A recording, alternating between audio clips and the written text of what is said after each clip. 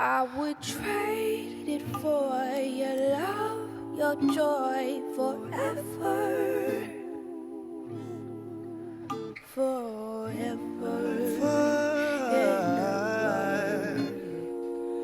Phone poppy, yeah, she call me Young Poppy. That's my little shawty. She get thicky in the body. She got hotty toddy when she make it wet for me. Got that body on you, girl. You know I wanna play some hide and seek. You're someone that I wanna meet. You're someone that I wanna see. You're someone that I wanna see. And I got every idea in mind to get you poppin'. She said she just wants some liquor, so just stop it. I don't pop no pills or do none of that extra. I be chillin', smoking ganja with my niggas. I got so much, so many dreams, so many things to hold up. So many things on my mind. So many things to let shine.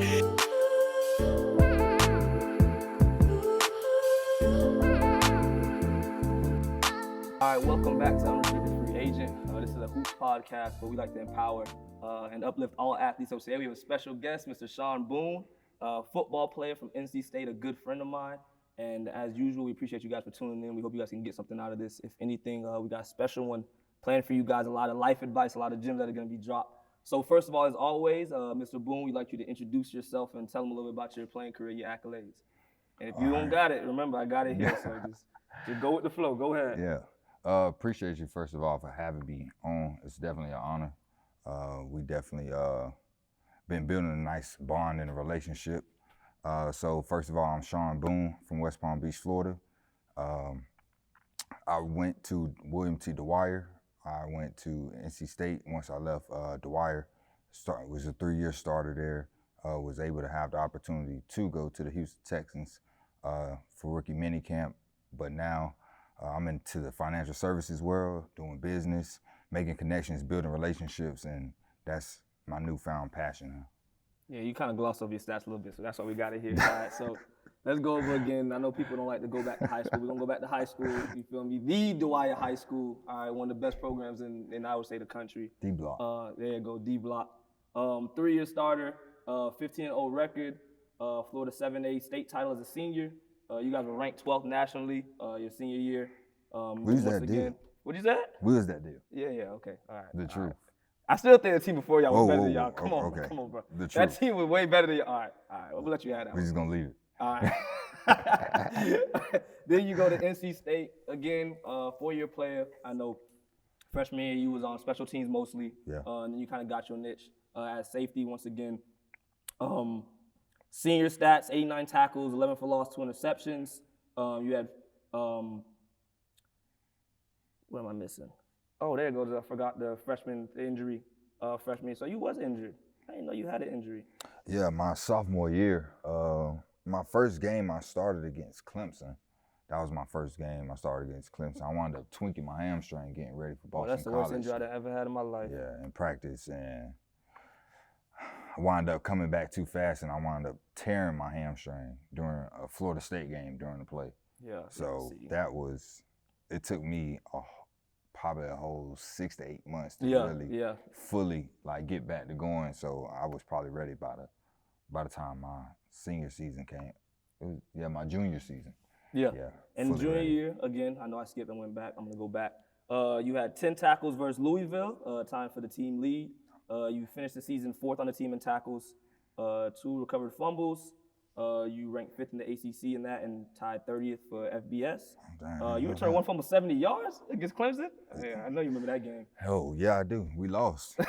Lost by a field goal because the kicker missed the the game-winning kick. Like this year, I went to the game this past year. Yeah, y'all stormed the field. You was out there like you was back in college. Yeah, it was a relief because it's been I didn't beat them 4 years. Yeah, that just hurts when you so when you ain't beat a team. So it was I felt like I won. Yeah. So that game was crazy because it almost reminded me of 2016 because the kicker missed the game-winning kick again, but luckily we pulled it off in overtime. So, headaches. So as I said, junior and senior year, 260 tackle seasons. Once again, starter. So you had a hell of a career. People don't understand how hard that is. Yeah. And just to let you talk about, again, for people who don't understand football, I feel like most of the position players that people know, it's mostly on the offensive side. Yeah. So it's running back, quarterback, wide receiver. On defensive, they know DBs. But so talk about your job as a safety and how important you were to the team, because I feel like most people don't really understand. I feel like even the stats, they don't really show your true impact. You know, you can be an amazing safety and you might have, you know what I'm saying, 50 plus tackles, 2 picks, but again, that doesn't show what you kind of do on the field. So kind of go into that a little bit. We're gonna do it like football for dummies. Like you This is what I have to do to. It's typically almost like the women, because when I go around and say, well, if somebody asks me what did I do, I say I played football. Yeah. And by what position you play? Defensive back. What is defensive back? So a defensive back, I'm the person who stops the offensive player from scoring a touchdown. I am the last line of defense. Last resort. And if I do not stop them, they will score. And I will be on ESPN. I will be in your mama's house. I will be in your cousin's house. I'll be in everybody's house. And they'll see me getting scored on. So my job was to knock people out and stop them from scoring. And there you have it, folks. That's a football for dummies. One-on-one. The position, yeah, there it is. And then next we're gonna kind of go into your recruitment. Just talk about the transition from high school to college. How many offers you had? What made you choose NC State a little bit? And how was that process for you? Because I feel like, especially with all the athletes we talked to today, recruitment is so much different. You know, just as time goes on. There were certain things that were popular back then that aren't popular now. I know that the athletes now have so much more exposure. But just talk about kind of your steps to choosing NC State and, you know, how you came to that decision and, you know, like, did you have any regrets in the process or anything like that? Well, you always have some type of regret in a sense, but that's just one of those where it's just like, I mean, you make a decision and you go with it. You go with it. But it was pivotal for me because I had someone like Coach Daniels, who's took a lot of big name players through that process, and then having the opportunity to have Abram Elam, which is Matt Elam's older brother that played in the NFL for 7 years. So he knew the process. He had Jacoby, Nick, and a lot of the other guys, Kurt, Tommy Lee, through that process.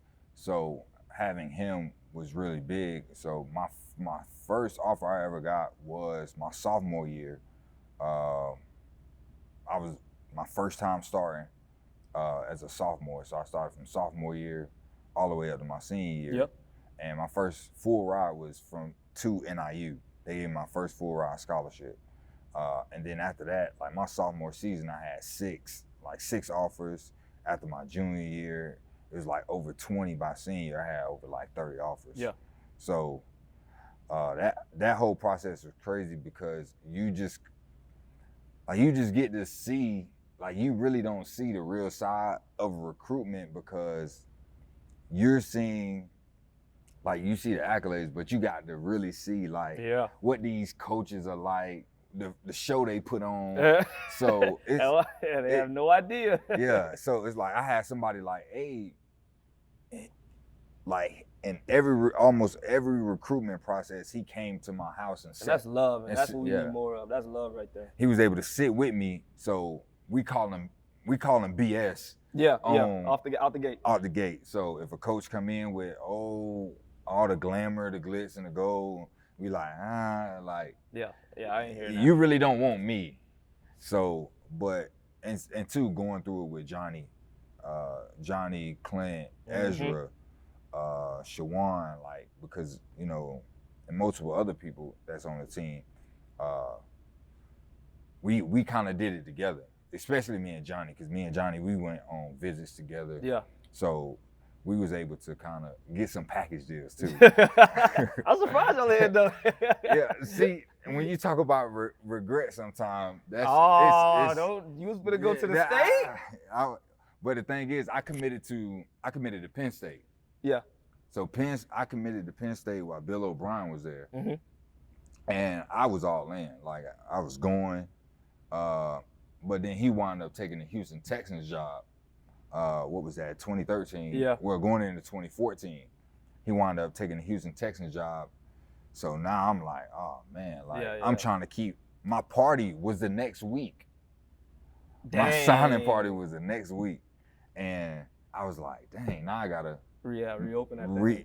reopen, but it really wasn't reopening because You knew what you were still choosing between. Because I had NC State, Maryland, Arkansas, but Maryland and Arkansas really wasn't good. So I'm like, well, I ain't going there. But NC State wasn't good. That was probably my worst visit ever. Really?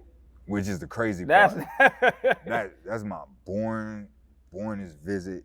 But the thing that brought me there was Jacoby was there. People from Florida, from South Florida was there. So it was like, well, I'd rather go be with kind of people I know, especially like Jacoby, because that's like my big brother. Yeah. To this day. So that whole process, it was just one of those, having somebody like Abe to go out with me, having somebody who can kind of, he's been there. Yeah. So he knows what's BS. He knows like how you should go about the process and what you should look for as far as the depth chart. How many people is in that position? Yeah. How many people have no idea right. nowadays, like what to look for in recruitment. So you definitely, that's the thing I did. I looked at the depth chart. I looked at how many safeties they was bringing in. Yeah. Because it's not about always people say, oh, you scared of competition. Nah, you just want to be in the right system, in the right situation so you can propel. Yeah. So because if you're not in the right system, that's where a lot of great athletes get messed over because the system don't fit you. So you definitely go to a place where the system fits you and they want to use you in the system. So did NC State just after that say all the right things, the visit was bad, or it was just kind of like it was like best of the best? Well, Coach Daniels and the head coach, Coach Dorn, they was best friends. Gotcha. So now you got Jacoby there. Yeah. So it was almost like, all right, forget it, whatever. Like, I'm going to NC State.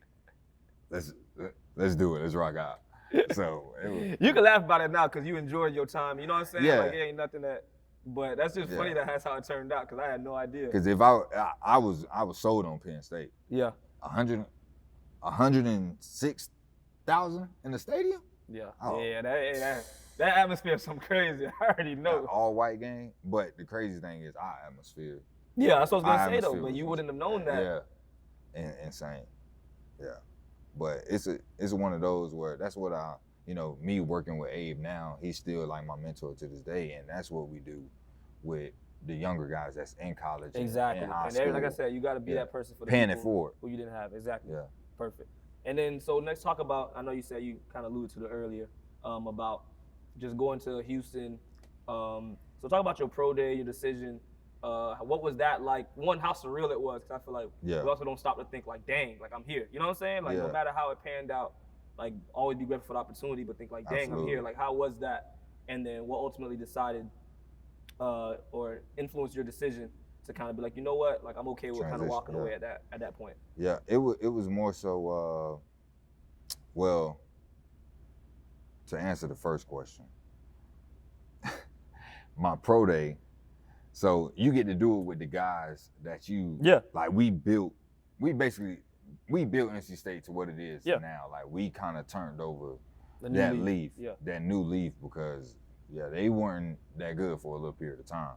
So the whole pro day experience, it was just coming back down here to train in Boca. Who else was you at your pro day? Bradley Chubb, Justin Jones. Yeah, that's dope. Wait, hold on. These people don't know who they are. Bradley Chubb, he was the number 5 pick. If they watch football, they should know. Yeah. They should know. For the Broncos, Justin Jones, he was a 3rd round pick for the Chargers, LA Chargers now. BJ Hill, he's with the Cincinnati Bengals. He was drafted to the Giants. And it's so many dudes. It's so many dudes from our class where it's just like, dang. But you wanna like having that experience of just kind of going through the process is a headache because like I wasn't like how some of my teammates were. Yeah. Like I was an underdog. Yeah. So I'm trying to beat the odds, of okay, I'm 5'10", Like you got to beat the politics. 100%, yeah. So it's not so much of kind of your ability and how well you played. Now it's you versus the numbers. So, and especially if you're an underdog, if it's you versus the numbers, it's tough. Yeah, real tough. Yeah, you gotta really do something. So having the opportunity to do pro day, go to the Houston Texans rookie minicamp, just like I say, I stepped on the NFL field. I practiced. That's what I'm saying. Like people don't understand like that. I had to be grateful. You part of the 1%, bro. Like yeah.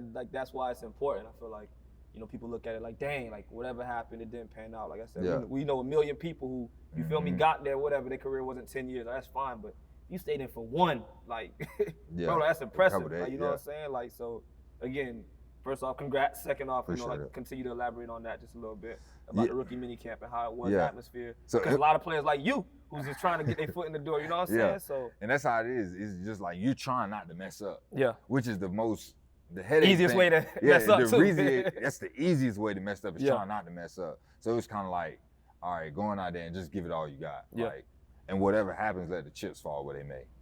And that's what I was able to do. I had that opportunity to, because it's crazy. The position coach that brought me in, he was the coach at Penn State that was recruiting That's me. crazy. So it's all about who you know. Yeah. That's what life is. How many times we said on this podcast? Yeah, it's way more about who you know. Networking will take you way farther than any talent, any skill, any accolade you could ever get. And keeping good relationships. Yeah. So that's how I was able to get in the door. So just being able to be there was a great experience, a great opportunity. Do I wish I would have able to stick and stay longer? Yes. Of course. But I have a good circle and a good support system where it's kind of like they was able to like help me because I went back to do a second pro day. Yeah. When I didn't, get another opportunity after the Texans.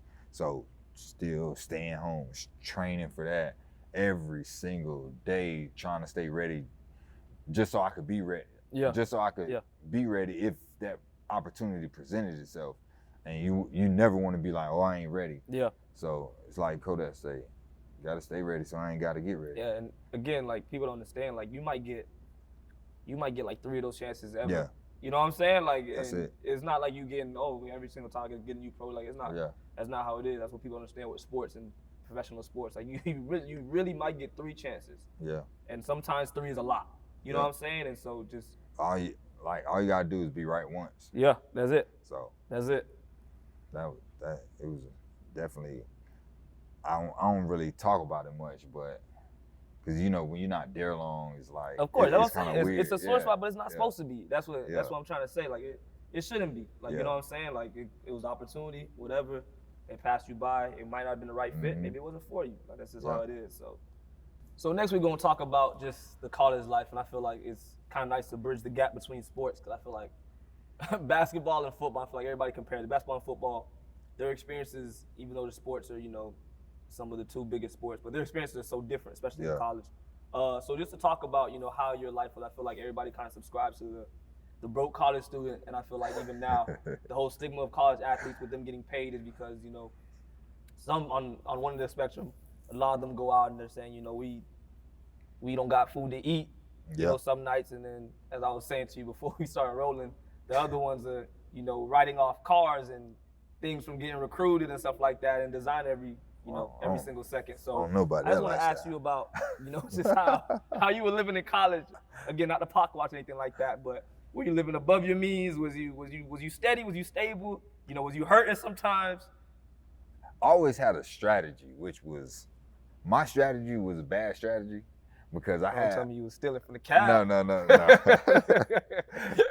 So I had really good roommates that was like, you should save your money. Okay. My mom would tell me you should save your money. Yeah. So like financial aid hit and the different stuff and like all the different things that, we got. I forgot what it is. Financial aid. Pell Grant, all that stuff. It was a lot of different things that, you get through the semester. So like when I get that check, Yeah, look right. I was like, golly, I ain't never seen that seen much this money. money. I ain't never I knew he seen. was gonna say. I ain't never seen this much money. I'm like, shoot. I mean, so what we always do? Okay, you got to pay your rent. Yeah. Boom, get that out of the way. We pay our rent for it. So how we got our full semester check Yeah. Yeah. At once. at once. So we pay the semester's rent, and then. Oh yeah, y'all was smart. Well, the school was no, but it's different. Yeah. Because like a lot of different colleges, they give it monthly. Yeah. Which is, I probably would have preferred monthly. I mean, everybody would. Than giving me a lump sum. a Yeah. whole lump sum. I mean, I ain't getting into no numbers, but we. Okay, so you was living good. That's all I had to say. You was living good. All right, I was living good. Like I didn't have a car. Yeah. So I didn't have to worry about car payment or nothing like that. I didn't have a credit card and bills. The only thing I had to pay was 6 months of rent.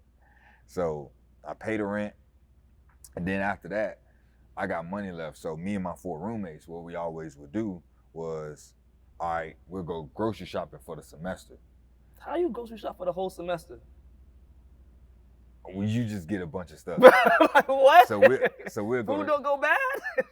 So we'll go to Costco. I mean, obviously we went back. Yeah. If it's like milk and like stuff like that. But But see, that's a lot. if it's a snacks, you know, we could kill it because you got the dining hall. Yeah, of course. Yeah. We go eat there. So we got money. Like we got money on our Yeah, cards. you got the swipes. Yeah. You got swipes for that.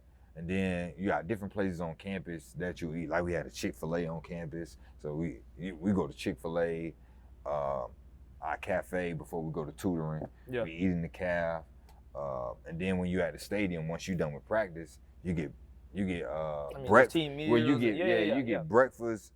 We get breakfast and lunch at the stadium, and then you really don't have to worry about nothing after that. So me and my roommates would go to Costco, bill probably like $700 to almost $1,000, and we'll split it 4 ways. Yeah. I mean, that's just $400. No, that's smooth. That's just a couple $100 a piece. Yeah.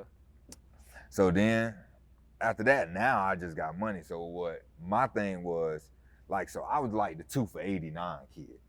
Yeah. Growing Hey, up. them Reeboks? Yeah. 2 for $89. That got me through elementary school, boy. And then you'll go to the flea market. The flea market, you got the 45th also got me through elementary school. You got the $60 polo shoes. Yeah. So, like, I was always frugal. I wasn't frugal. Like I seen other people with the Jordans. Yeah, you wanted that. Like I wanted that, but my people was like, nah, we ain't buying you that. You're gonna get these 2 for $89s, and you gonna make that work.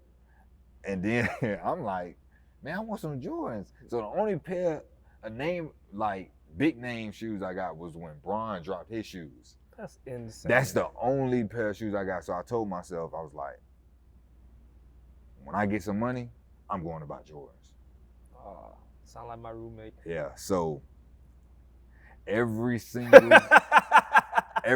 weekend, I had my alarm set. And I'm buying Jordans. Again, for people nowadays who do it on the sneakers app, we was camping out. So yeah, we was going to the store waiting in line. And my first pair of Jordans I camped out for before I went to college. Yeah. So before my freshman year, I forgot the infrareds, infrared 11, 11 lows. Yeah. So those were my first pair of J's. After that, I went Jordan crazy. By the time I left school, I probably had like 80 pair of Jordans. Like I had. That's where the refund check was going. If you wanted to know, that's what it was going to. That's what it was going to. Do I regret that? Absolutely. I regret it because just what I know now. Of course, yeah, but I mean, you can't go back. Yeah, you can't go back. But what I know now is like, dang, I should have listened to my mom. I should have listened to my roommates that was telling me to save money. But everybody go through they phase in life, and you just learn from it, grow from it, and you just gotta charge it to the game. Yeah. But what I like to do is talk to the younger guys in college, like, yo, make sure you set yourself up for if you don't. They got make crazy it. opportunities right now too, though. But if you don't make it, like, you still need some type of income, which like my mind wasn't thinking I wasn't gonna make it. Exactly. Yeah. Because I'm like, okay, I'm going to the league. Like, I know I'm going to the league. Like, it's no way I cannot go to the league.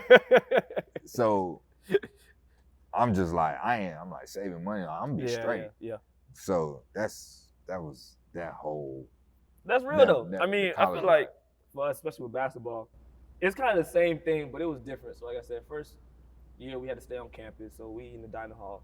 But again, everybody who knows me knows, like, I love to cook and stuff like that. So I got tired of that food after 6 months. Yeah, see, I couldn't cook. And that's where it was different. Yeah. Because I got tired of that food after 6 months. So right when we could move off campus and stuff like that, and this is where we kind of got it. So we was saving our checks, but also blowing it. We would still eat on stuff like that. So our whole apartment messed around and got food stamps in Missouri. Food stamps? I don't even know how to get food stamps. I couldn't even know how to See? get food stamps. That's where we finessed it. Yeah. So we all had food stamps. And so, we almost were selling plates at one time. That's how bad it was. Oh, like, God. We was pocketing all that money, but again, pocketing all that money means more money to spend. So we was, again, I actually traveled a lot in college too. Like, we was always doing something, getting to something. So yeah, and it's crazy because, like, when I was in college, that's when kind of investing started opening up. And I still remember this, and this is a story I'll always tell, because my senior year, and I had a decent amount of money. That's when my boss, back at home, I used to come home and work for the summers. My boss told me about Bitcoin, and it was like $300.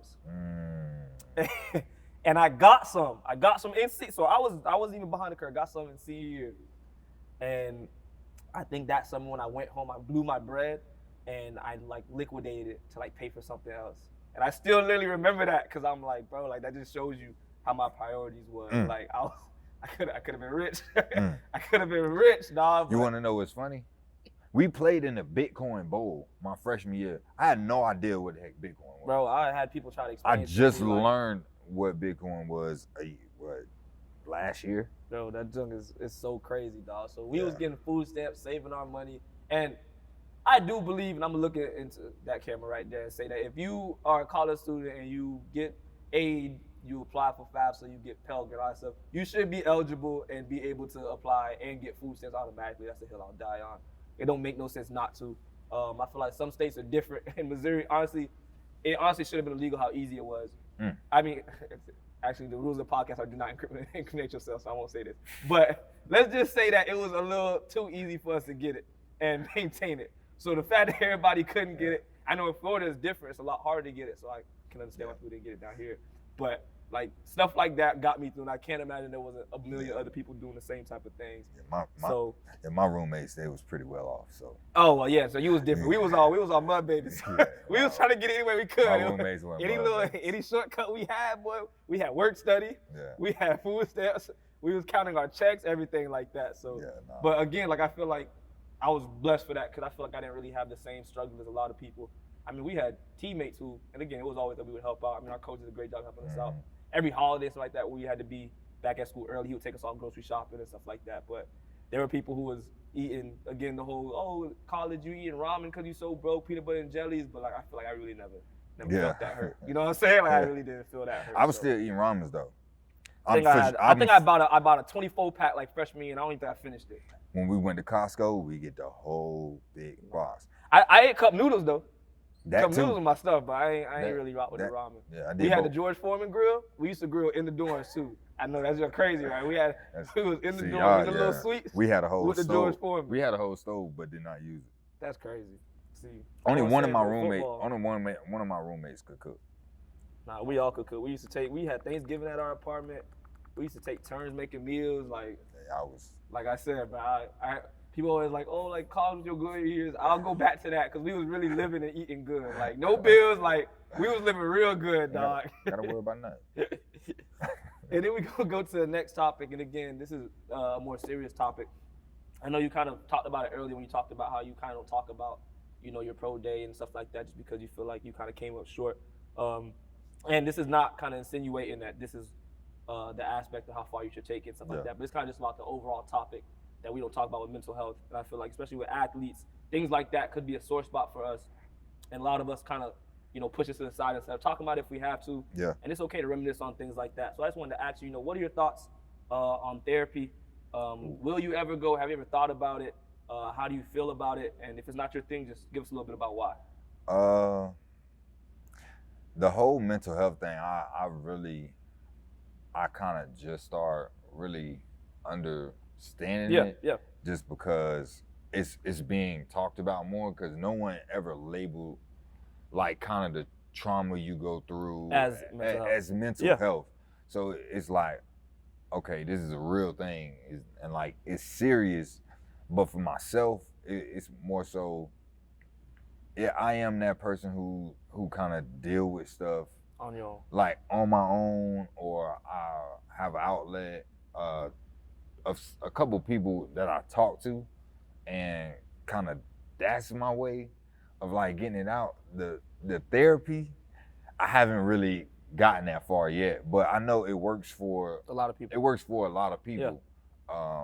So probably one day I'll get to that point of, going to a therapist and just kind of letting stuff out. I haven't really gotten into. Listen, I haven't really gotten into again, it. Again, you can be transparent, because I was the one who was like, why in the world would you pay Yeah. to talk to somebody? Like, Like, to me, that made no sense. Like, it was like, again, and I can talk like this now because Yeah. my stance on it completely changed. But I was always like, like that, like, no offense, but again, like that was, like, that's weak. Like, what do you, like, why are you paying to talk to a stranger? Like, you Yeah. can't, you can't talk to people around you, and, Right. and two, like, man, again, the Yeah. kind of, especially with men, like, man up, handle your business. Like, it is what it is. Like, life's gonna keep pushing. And I feel like as I got older and was faced with, situations, especially knowing, how we were raised, where we come from, friends pass away, like, and then life gets heavy. You know what I'm saying? And then you see how other people kind of deal with it. And I feel like I'm fortunate enough to where as you said, I always had healthy outlets. Yeah. I had a strong family unit. My family kind of taught me how to deal with things. I remember, like I said, when I was going through, I used to literally just call my mom and just cry to her on the phone, and I would feel better. You know what I'm saying? Like, that was my therapy. I would go lock myself in the gym and shoot. You know what I'm saying? But then just seeing, other people who, they didn't have those outlets, so they didn't know how to deal with it. And then, like I said, I became the biggest proponent of therapy for, like, other people. But again, I feel like for me, it's still, and I'm not against it. I feel like if I ever needed it, I wouldn't be scared to go. I just feel like I don't need it as of now. But yeah, I was the first one, with friends or people going through things. And I feel like it's crazy because I feel like I didn't really realize the signals until it was more so from the women in my life, or like people I would know. I feel like women are more quick to, like, jump into therapy. You know what I'm saying? And then, so I had a lot of female friends who, they would say, oh, I think I'm gonna go to therapy, or I think I'm gonna try this.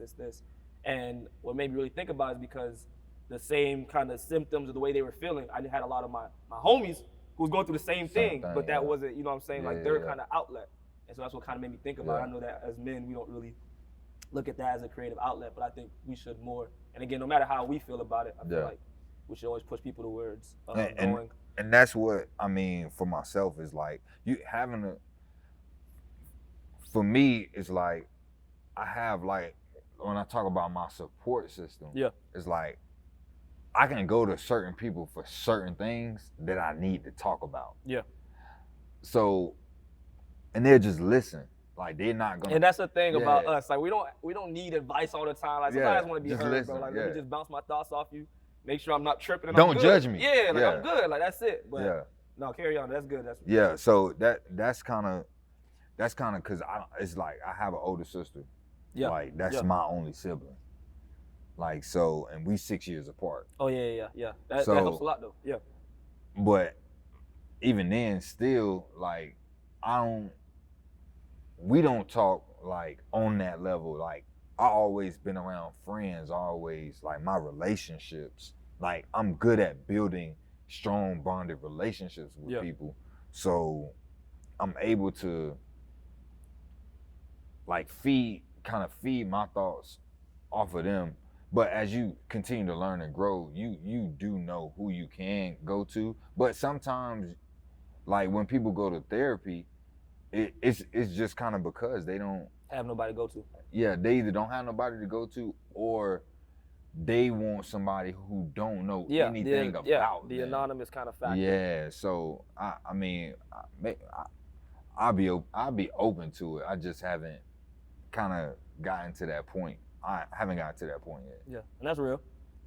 And as always, every episode, we always like to wear an article of clothing from a friend's or someone we know's clothing brand, stuff like that. So today, I'm wearing a shirt from a good friend of mine from Alabama, Trayvon Moody. His clothing brand is Wave Provided. Really solid dude.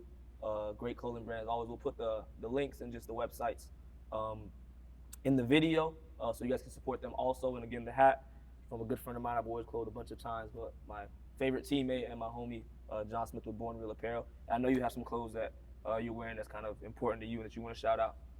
Yeah, so this clothing brand is called Illusion Clothing. On Instagram, they're EC77. So the company is based out of Cleveland, Ohio. It's Black owned, a woman owner in the men's clothing industry, which is really, really dope. Yeah. So Illusion, go get that. On Instagram, it's EC77. And go follow, go get some clothing. You can use my code SB77. That'll get you a discount. Got the affiliate link. That'll get you a discount. You know, when you got tell them Boone sent you. Tell them Boone sent you, and you're gonna be good to go. And then kind of going to the next segment, my favorite kind of pastime activity is just letting people kind of nerd out and just talk about things that they're passionate about. And I know one of the biggest things, I know you got me with this one, definitely got me involved with it. It wasn't just you, but I feel like you're definitely one of the most consistent in talking about this. And again, one of the things that I didn't realize was so important. And I feel like as we get older, we need to think about these things when we're younger, because it can literally change our lives. So just educate the public and tell them a little bit about what you do and speak about kind of the importance of it. And again, it's not like you sell them a product. This is something that they need and they can get on their own. Right. Yeah, so pretty much I am in the financial services industry, which that industry includes life insurance. I also help people get tax-free retirement, showing them how to become their own bank, which is really, really dope, or, set up their kids' college fund, and also just protect their family in the event that anything happened to them, that, life still goes on once we leave this earth. Yeah. So our bills are still here. Everything is still going to be here when we're gone. So why leave your family in a financial burden and have to create a GoFundMe? Because a lot of people think GoFundMe is life insurance, which is not. And the funeral homes are not charities, and they don't give out money when that time comes. Funerals are expensive. So so it's important that you take care of your priorities. Yeah. Definitely before you leave this earth, because a lot of times in our community we think we have time, which we don't. So it's definitely important. Life insurance is 100% how you start setting your foundation, like for everything, building your portfolio. Like that is one of the first things you should have. Mm-hmm. And this, again, I feel like it didn't resonate with me. I always thought life insurance was something you get later on and stuff like that. But even talk about a little bit, and you don't have to go into deep detail, but it's how affordable it is. I feel like after talking to an advisor, I was like, dang. Like it always opens your eyes because you're like, I'm paying a phone bill to set up my future. You know what I'm saying? Like when you look at it differently, it kind of changes your perspective. So just kind of allude to just how easy it is to get, how affordable it is, and like the long-term benefits. Yeah, so it's definitely easier. It's easier when you're younger. Yeah. Because if you do it now, so I give a little education. Go ahead. Free game. So you have insurance. It's called term insurance. So term insurance, temporary. Yeah. Right? So it's temporary insurance that in case in the event, so they have a 30-year, they have a 20-year, they have a 10-year. So it's just like when you get a home for 30 years, that's normally kind of what it's for, that 30-year window. Mm-hmm.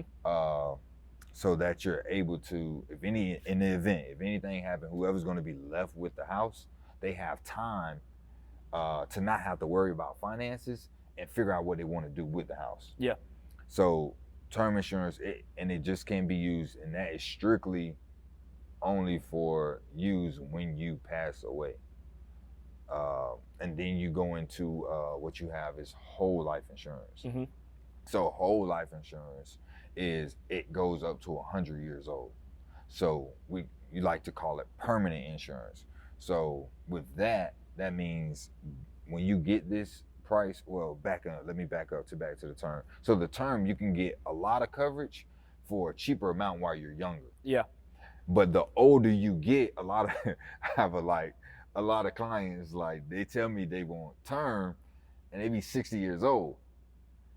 Like, a lot of people want a lot of coverage for a little amount. Yeah. You're not 25 no more. Yeah, you're not gonna get You're that. not 30 no more. Yeah. Because the insurance companies see you as a risk. Yep. Because you closer to seeing Jesus than living Yeah. than living living a full life, like if you was 25. Yeah. So that is very inexpensive. You can get $20, $25. Exactly. You can get a lot of coverage for a minimum amount, but it's also knowing, what your goals are. Why are you getting it? The education part behind it is very important. Like I always say, just don't get stuff just to get it. Yeah. Like know why, and make sure the person that's helping you get it is educating you on what you're getting. Because I go to a lot of clients that they have no idea What they paid for. what they're paying for, and what they have, that's scary. Yeah. Because when that time comes, when they're gone, and they family, especially knowing who They're supposed to be in charge of that. who's supposed to be in charge of that, making sure you have all of that in order. So that's that on the term side. So then you got whole life, which goes up to 100. So whole life, that price you get it at, so if you get it while you're young, it's going to be cheap, and you get to keep that for the rest. That price goes all the way up until you're 100. The price never changed. Unlike a term, that price after the 30 years, in order to keep it, you got to pay a premium. That is most likely going to double. Yeah. And a lot of people have trouble kind of keeping that premium for that amount. So a whole life, that'll lock you into a price for the rest of your life. So if anything happens, the family's going to be taken care of. Also, your money works for you while it's in there also. Yeah, talk about the compound, how it compounds yeah. a little bit. So Just throw out some rough numbers. So compound interest is the eighth wonder of the world. Yeah. A man that doesn't know how compound interest works, they will continue to pay that interest the rest of their life, which is you don't want that to happen. Yeah. So you definitely want to understand and learn how compound interest works. So pretty much, in the life insurance sector, you never lose your money. Yeah. Sorry to interrupt you. What do you call stocks again? Volatile. No, you called it a specific word. Oh, you talking about you the call casino? It the casino. Yeah. So it's a casino if you're just gambling. Yeah. Okay. Yeah. I know. Even though you are gambling, but if you learn how to understand and take calculated risks, yeah, now you're not gambling. Yeah. So that's important to understand. Like, yeah, it's cool to get started, but also do your homework and learn. Like for me, I'm in that process of learning how it works. So once I do get into it, I know some people say just get into it and figure it, and figure it out. But sometimes, well, now with all the technology and everything on YouTube, you can minimize risk. Yeah. Like you can still take calculated risk and still mess up. So I would rather take calculated risk and learn that way. Yeah. And go back to what you were saying though about how you kind of don't lose, because that's important. Yeah. So in life insurance, you don't lose money. So my money is either earning or it's staying the same. Yeah. So in the insurance world, it works along. It works along. It works along with Go ahead, the market. Yeah. Yeah. It's not in the market, but so these insurance companies got smart. But they put interest, so in your bank, you earn 0.005 on your money. Yeah. Right? Please don't keep your money in banks, but they invest your money for you. So the banks take our money and put it in these products. Yep. So that's why they have bank-owned life insurance. They have corporate-owned life insurance because they're using our money from the banks to fund these, to put their money in these type of products. So whole life, so we won't get the people, confused. So whole life goes to 100, and it also earns a fixed interest. So some products you can earn 2.5%. Some products you can earn 3 or 4%. Yeah. Which is great. So you have insurance protection in the event that anything happens, and also your money can work for you while it's in there. So that's important education. Then you go to they got smarter. So how Disney World was built, J.C. Penney's, McDonald's. A lot of people don't know Ray Kroc he used cash value life insurance to purchase all of his property, because everybody think McDonald's is a fast food industry, but really it's an industry. It's a real estate. It's a real estate. That's heavy real estate. A lot of them are. People don't know. So what he did was fund his cash value life insurance, his whole life policy, to build it up so he could loan. He was able to loan from his own policy because he went to banks, couldn't get a loan. So what he did was build his own bank. So he built his own bank. Now he was able to go use that as leverage, use it and go get a property he needed to be able to build a McDonald's. J.C. Penney's, when it was going down, how they kept J.C. Penney's up was the owner used his cash value life insurance. Crazy. So, and all of this is completely tax-free. So the IRS can't take your money unless you go outside the guidelines of what the specific policy asks you to do. So then you got term life, you have whole life, you have universal life, where they got even more creative, where it's like, okay, whole life policies, you earn about 2 to 3% on a whole life policy, sometimes 4, depending on where you go. So they can have these things called universal life policies, to where, okay, I like to call it, you have your the razor phone, the flip phone, term insurance. Then you got the razor, whole life insurance. Now they moved up, we got the BlackBerry.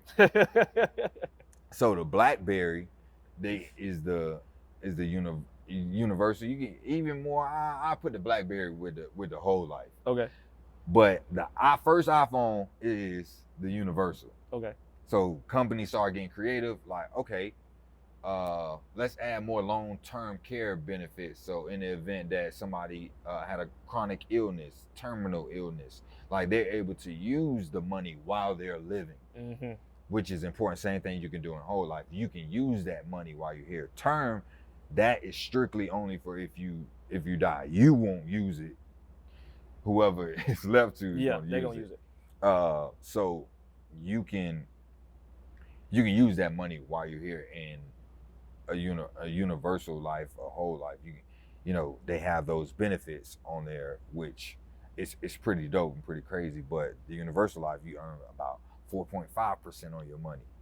Stretching it. So you can fund that. And then they got created with the product I love. It's called, I like to call it tax-free retirement, or your building your own bank, infinite banking. And the infinite banking is insane because it has no, like in the insurance industry, it has no limits. It has no limitations on how much you can put in there. So if you're young, it's best to start when you're young. You can use it as retirement. You can, for parents that have little kids, starting with $150 to $100 a month, that will take a 1-year-old child a long way by the time they're 20 because of the compound interest over time. Now, if the kid wants to go to college, they can use that money just in the college alone and go to college. all tax-free. If they don't want to go to college, they can use that money to start a business. Yeah. So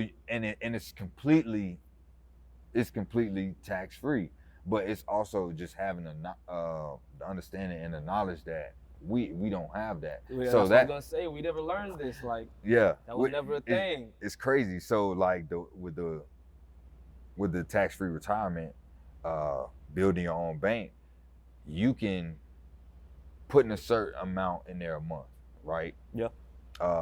Treat it like a bill. And then next thing you know, say you fund it for 20, 30 years.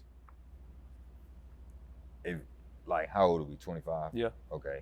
So you put away 250, 300 a month, right? And imagine how much stuff we spend money on that's worthless. A lot.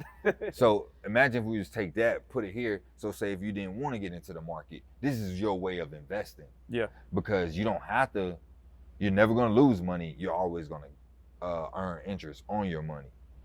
So as it builds up, you fund it for 20 to 30 years. Now you could be a millionaire. Yeah, I was about to say. You can have multiple millions in there, and use that as leverage of being your own bank. Yeah. You can use it as having a retirement, like how a 401k. Yeah, Social Security and stuff was about to run out. Yeah. Yeah. So, like, you can have your own retirement fund coming out of there completely tax-free, where you're never going to get taxed on that money, which is insane to me. So if you have a kid, every kid should have this. Every parent should be funding The more this you know. for their children. That's exactly why. Because- The more yeah. you know. Because what I learned is what you don't know hurts you, and I think Yeah, you told me that yeah. when we were playing tennis. and it's like when you don't get the information or try to seek the information, you're not paying for it, you're paying for it. Yeah, yeah. Like you're paying the dummy tax that you don't even know you're paying. Like you're losing money not trying to learn the information. Yeah. That's real though. Which is insane to me, because now that I'm in the industry, like the information definitely can change your situation, but it also changes the conversations you have. Yeah, yeah. Which is like the rooms I get to be in now, like the things I get to do, it's all because of the information that I'm learning. So it's a continual process of just like, man, like it can get crazy. So I would definitely suggest, seek, it don't have to be me. I would love for it to be me. Don't plug yourself in yet. We're gonna hold it right there. Don't plug yourself in yet. Now we're gonna go to the next segment. Again, we usually do this with the basketball players. We're gonna do it with you, same thing. So it's almost like the Jeopardy round. We're just gonna ask you some questions. You gotta answer to the best of your ability. Oh God. Nothing crazy, nothing too personal. Just simple stuff that you would probably know, or you've either talked about or you discussed amongst your friends. And Here we go. throughout your upbringing. So the first one is, we do this with the Hoopers. We always ask them the best player they played against. And obviously your position is different. So the coldest wide receiver you saw all throughout your playing career. It could be from anywhere, from high school to college. Oh. You had to play on the same field with them. Yeah, that's what I'm saying, anywhere. Against them? Yeah. Yeah, so you can't say your teammate. No, you can't do that. Nah, you can't do that. I was definitely gonna say my team. Wait, which one did you gonna say? Ezra and Johnny. Okay, I knew you was gonna say. Okay, nah, you can't count them. Okay, Shout out to them all right. though. Okay. The coldest wide receiver. Coldest wide receiver. I would have to say Mike Williams, that play on the Chargers. That's tough. He's a freak. That's tough. It was. Wait, so when did you see him? Every right? Because I didn't play my freshman year when he went crazy. Yeah. The next year he didn't play because he had hurt his neck. My junior year, I was like, golly, like. I don't even remember the stats for that game. We're gonna look it up though. I don't remember when he put up that game. But it wasn't on me though, so I was. Would you say your position was though? You stopped them from getting touchdowns. Yeah, see, but what I did in our scheme, he was more like on the backside. Oh, okay. So he wasn't really like where I was. Oh. So in our scheme, it like I rarely got to see him. Oh. So, but nah, he was cold. Devontae Parker was cold. Well, He was cold. yeah, he's different. Yeah. He's 100% different. Armand Richards. Bro. Before he Yeah. Me and him talk a lot more. I actually need to get him on. You reminded me I was going to get him on because he world-class talent. Better person too. Yeah, and what he doing in the industry. Got his own agency, sports marketing agency. Which is crazy. But the game we played Miami, I told everybody, I'm like, look, y'all better have He's about to y'all in for a long because he was going game. Crazy. Yeah, no. So he come to us, and I'm like, hey, look, y'all better strap in. Yeah. Hey, Conus, it's gonna be a day, and did he give them boys a day? He tried to hurt me, but they ain't go too well. I don't play that. Those three. Yeah, those would be. I mean, I could say Ryan Switzer that played at Carolina. Yeah. He was cold. I played against. We had some cold. Yeah, no, you was in a great conference and you was playing some. Now, if you was to ask me quarterbacks, that's who? Lamar Jackson. Oh, I forgot you played against Deshaun Watson. Well, dang, you played against all of them. Yeah, you was there for 4 years. Oh, that was cutting you up. Nah, they wasn't cutting up. Stop that. Lamar cut up my junior. The game I had 10 tackles because he was cutting up. Yeah, I was about to say. So, yeah, he was so cold. But we wound up beating him my senior year. Had a sack. You know, and nothing too major. We had to knock off the Heisman Trophy one. But Deshaun, he was just a golly. Yeah. He was cold. And then, so kind of going to the NFL situation, how do you feel about, and again, it's short and sweet. Okay. How do you feel about how, the Pats did Cam Newton? Again, understanding what you know about how it's a business, but also understand about, the landscape of football, how talented he is and all that. Mm-hmm. Cam.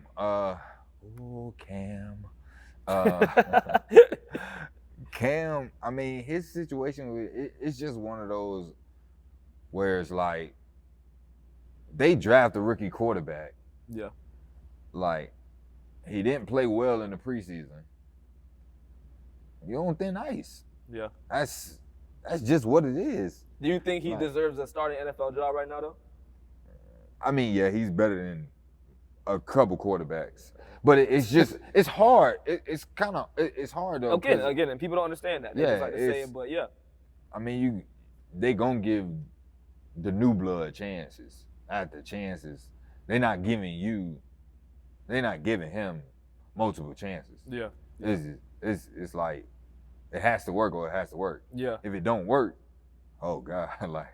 You think he's gonna find his way back on the NFL roster? I mean, if quarterbacks get injured. We seeing some now. I mean. He didn't get the call yet, though. Let's see. I don't know. Leave it open-ended. Yeah, I have no idea. Yeah. You hope for the best. You rooting for him always. Rooting for him because it's Cam. Yeah, people just don't understand, bro. Like it's a business. More than anything else, dog. Yeah. What have you done? What have you done for me lately? Lately. That emphasis on lately. MVP season don't count. Don't matter. 2015. Don't matter no more. 2021. Lately. Yeah. That's a big deal in it. And we're gonna go into the music front. I know we share our love for Young Thug. So you gotta give me your top five. Top five Thug songs. I'm glad you said it that way. A lot of people don't say it that way. Right. Like you. Give me your top five. That made me feel good, man. You gotta give me your top five Young Thug songs. You said share our love. Did y'all hear that? Share our love. Give me your top five Young Thug songs. I don't even have to look. I know two of mine probably gonna come from Slime Season 3. Give me yours first. No. Give me yours first. You going first. No, can you go try to piggyback? I already know how this goes. But it's your show. It don't matter. That's why I'm asking you. So you got to give me your top five. Okay. You have to try to think about this. So. All right, here we go. My number one, the first song. It don't got to be in order, but you can do it in order. All right. You can do top five, no order. All right, top five, no order. B Language. Really? Carry on. You know B language? Yeah, go ahead. Of Okay. course. Come on. Okay, Now. I'm just making sure. B language. Well, I would say, no way. Okay. No way. Okay. Yeah. Then I would go. Dang, it's just so many. Deep catalog. It's crazy. I just don't want to miss none. Nah, you going to. It don't matter. You going to. So. Okay, here we go. Well, I got B language. No way. Yeah. Check will always be Okay. one of mine. You got 2 more. I will go.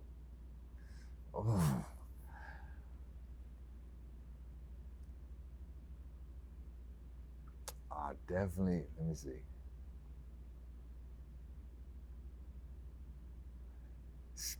Ski has grown. Ski. I'm definitely. All right, that's number 4. Yeah. Ski. I'll put ski in there, All and right. then I'm gonna go.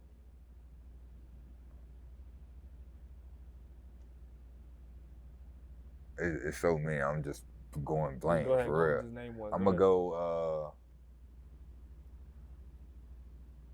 I'm gonna go On the Run. Interesting. None of those were in my top 5, but that's very interesting. I can't even. Cause give you one now.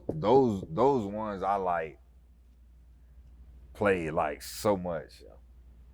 But you gotta give me your top 5 now. I'll do it after. I gotta get through this first, and then I'm gonna do that as the ending credits. You can look through your phone too. You got time. You can look through your phone and see if you missed any. I know I missed a lot. I mean, hold up. Actually, we're gonna do it now. See, let's just do it now. We're talking about it. Nah, we can just do it now. He gotta look through his catalog. No, I got it in my head. I just want to know because you ain't getting none from none of the albums I was gonna choose. But I mean, I got a lot of Young Thug on here, so dang. Here we go. See, now I got him thinking. It's like you just can't go wrong. Dang. He's the greatest rapper in the world. I stand on that. Dang. That's tough. Nah, but I mean, I'm still going Slime Season. Here we go. I still gotta go. I mean, I told you 2 on Slime Season 3, 2 on So Much Fun, and then I'm gonna get 1 throwback. That's what I'm gonna have to do. I gave a couple throwbacks. Dang. I thought you said you had them in your head. I do, but now I'm trying to think, dog. Go ahead. No, give me what you got. I mean, Give me what you got. from the top. Two off Slime Season. From the two top? off Slime. Give me the From 2 the top. off All Slime. right. From the top, I'm gonna go. I mean, Thief in the Night gotta be in my top 5. I was gonna say that one, but okay. Thief in the Night. Ooh, that's crazy. Flaws is in my top 5. Flaws Is my top 5. Yeah. I'm not gonna lie to you. And then I gotta go. So Much Fun. You said I know So that's Much what I'm Fun. saying, but that alone was like jumped out the window. It's like I play that song every day. I can't go without that. Ooh. Oh, that's tough. Thief in the Night was the throwback. Yeah, that's what I'm saying. That's what I'm saying. I gotta get 2 off of those. And then, dang, that's tough. I mean, like, I feel like the radio ones was tough, but like, I feel like I'm more of the, I might go another throwback. I might go Laugh with Chinks Drugs. Ooh. Yeah. Throwback. And then the last one, I'll do you feel me, the feature. Nah, that's Gucci song. I can't even give you that one. Well, which one? I was gonna say Off the Leash. Okay. I was gonna say Off the Leash, but the it- Thug Gucci Long Way collabs always hit. Yeah. Um, So you can talk about this all day. that's what I'm 'cause saying. I mean, The catalog is that's tough though. Thug. Last Thug one is the can be a toss up, man. Last one we can just throw hot in there. It don't even matter. Hot? That's fine. Yeah, we can just throw hot in there. Hot. That's fine.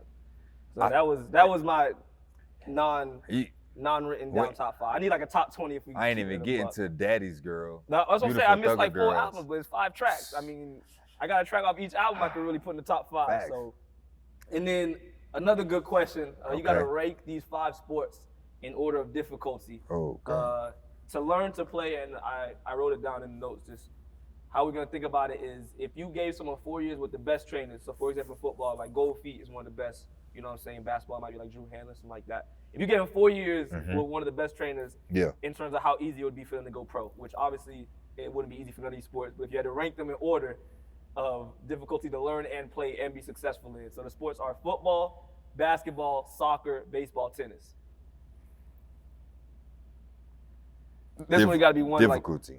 Difficulty to learn and be good Football, at. So if you never played none of these basketball. sports before and you was trying to just get good.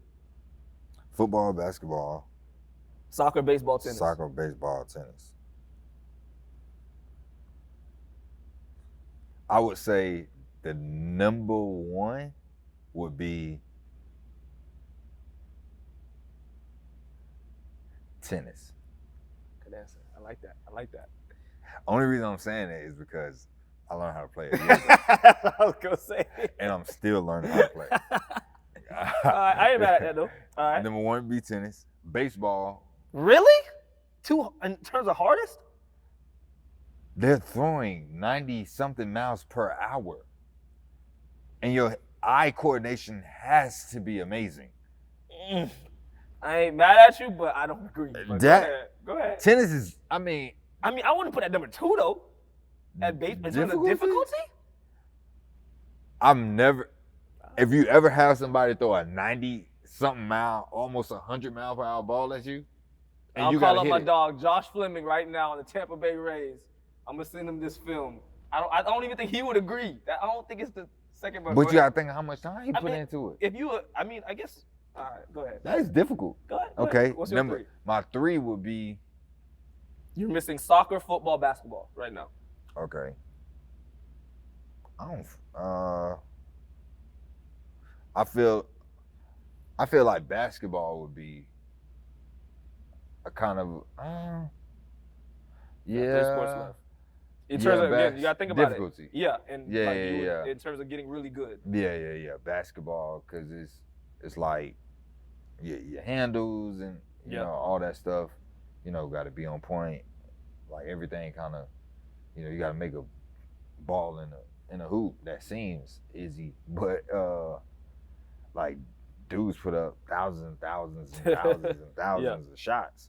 So 3, I would say soccer. So you got soccer at 4? Yeah, I mean, just because that holds to a bunch of footwork and a lot of, you know, hitting off your head and, you know, the kick, how to kick it, the directional kicks, like that's for me. That'd be hard. I know I could kick a soccer ball, but kind of getting into that ball control is different. That joke is not. Yeah, and I would say football would be last just because. That's interesting you would say that. I really didn't think you was gonna say that. Yeah, I mean, football is not difficult to learn. What's difficult to learn is the different, learning everyone's position. Well, learning your position first, then trying to learn. Football is more of a mental game than physical. Like, it's probably 85% mental than physical. Like, because it's chess. That's real. Interesting order though. I don't think I would have gone with that. I think I would have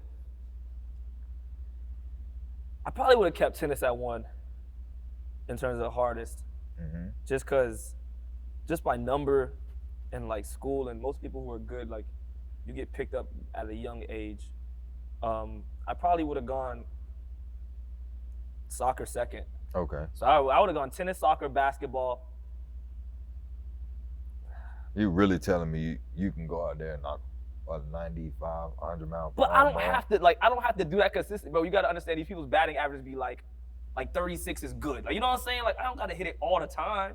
Yep. And you might get some bad pitches, like, and in the outfield, I'm just chilling. I can catch and throw a ball. I can run a base. I could be a pinch hitter. When they hit it, I just run that. But come on, dog. I can steal bases. I can't. Okay, so I'm gonna break it down like this. In terms of, and again, we all went to school, so we was with these athletes, stuff like that. In terms of like shape you have to be in, your workouts, and this is not a knock on them, but like the pitchers didn't practice because you had to, you feel me, keep your arms, you couldn't get Tommy John, all that stuff. Like, they didn't, like, I just don't feel like it's that hard, dog. Like, I feel like, I just don't, I'm going football 4, I'm going baseball 5, dog. I'm sorry. Okay. I'm going football 4, baseball 5. My dog's gonna kill me. People, my baseball homies, they gonna kill me, but I'm sorry, I can't give y'all that nod. Yeah, That's just how I feel about it. I can't do it. Somebody throw a 95, 100 mile per hour ball. Okay, so if you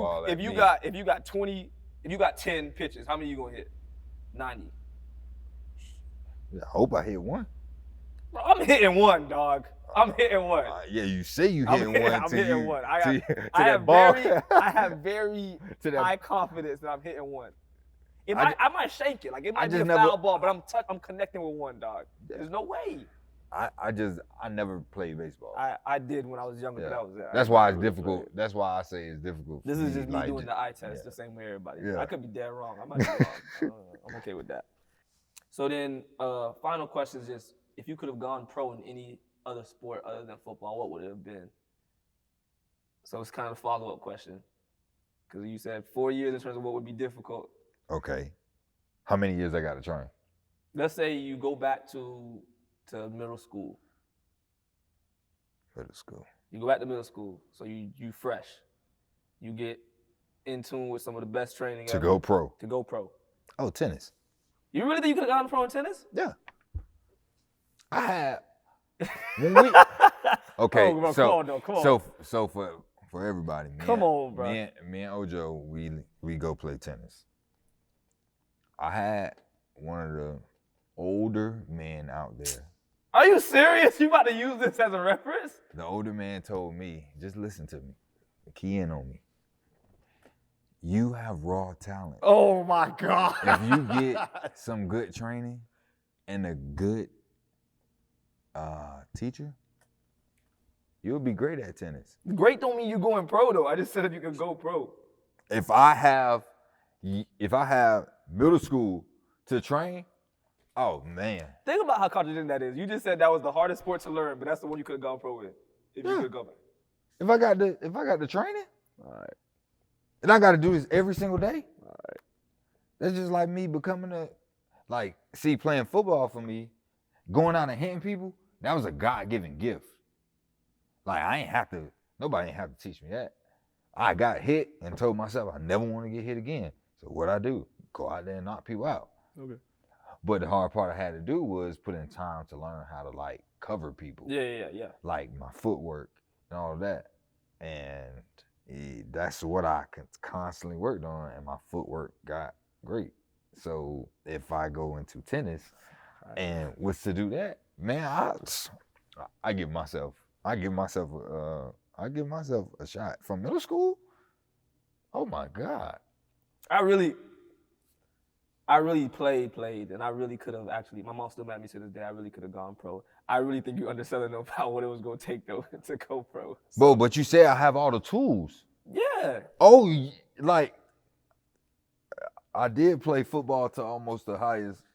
Yes, but you was, like you said, God-given, right? So I ain't say everything was God-given. You said I said hitting people was God-given. That was your job. Everything else I had to learn. I had to learn and constantly do every day. So if you give me from middle school to how long I have. I mean, the same way you would phase out. So you got to go through high school. So that means you got to end up getting ranked in high school, whatever, and then go pro on a pro circuit. Okay. So you got to play pro matches, all that stuff. Play tournaments. If I do that every day, like constantly, I'll be raw for sure. All right. We have I not gotten better? Yes, you're really good. You one of the best people I play with. Okay, there we go. That's. And I've only been playing for a solid maybe 6 months. Not every day either. Once or twice a week or maybe a month. Okay. Hey man, that's. Hey, listen. If you like it, I love it, dog. If you like it, I love it. We appreciate y'all for tuning in. Thank you for listening to this episode. We appreciate Shawn for coming out. For sure. As always, please follow us on the Instagram and the Twitter. Like and subscribe on YouTube. Go do that. Yes, please do. And we're going to have Shawn kind of plug himself in. I kind of cut him off earlier, but we're going to plug himself in and tell you guys kind of where you can receive your financial help or whatever may be a question you have on life insurance or any of that info that he possesses. Just tell them a little bit about what they can give. So you could either email me at boomefinancial Financial. You gotta spell it. They're not gonna know how to spell it. Boone. Financial. FINANCIAL.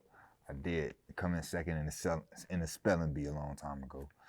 Boone Financial 351 @gmail.com, or you could follow me on Instagram, Shawn Boone, the number 4, SHAWNBOONE, with the number 4 on Instagram. DM me, message me. I also have a website, Boone Financial Careers. BooneFinancialCareers.com. Yeah, I have a virtual business card, and I have a. We'll post it. Yeah, and I have a personal business card. But I would rather people reach me directly. Yeah. Through Instagram, to get my information, and I get on straight from there to be able to educate you, see what you have, what you don't have, get stuff in place. Or, just kind of guide you in the right direction. It can be me, don't have to be me, but either way, tell me. Either way, life insurance and get that stuff in order, please. Yeah, and definitely understand the retirements and stuff that you have also. So I do all of that. So once again, we appreciate you guys tuning in. Just kind of sponsor message again. Just a reminder, we are going to be available on the Signature Series on the Apple TV and Roku. So that's a big deal. So if you don't want to watch us on YouTube or don't want to listen to the podcast, we're going to be hosted on that so you can watch from the comfort of your home. So we appreciate that going on. Once again, thank you for tuning in. We hope to see you guys next time. Signing off from Unrestricted Free Agent. We out. This is how it is. So.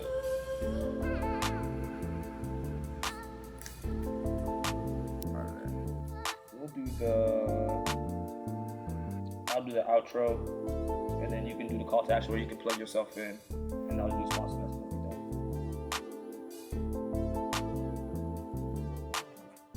Dang, bro, I didn't know you was. He asked me too, bro. I forgot it tonight. The Free Agent, we out.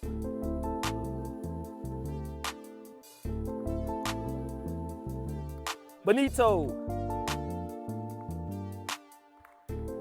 Solid, that went smooth.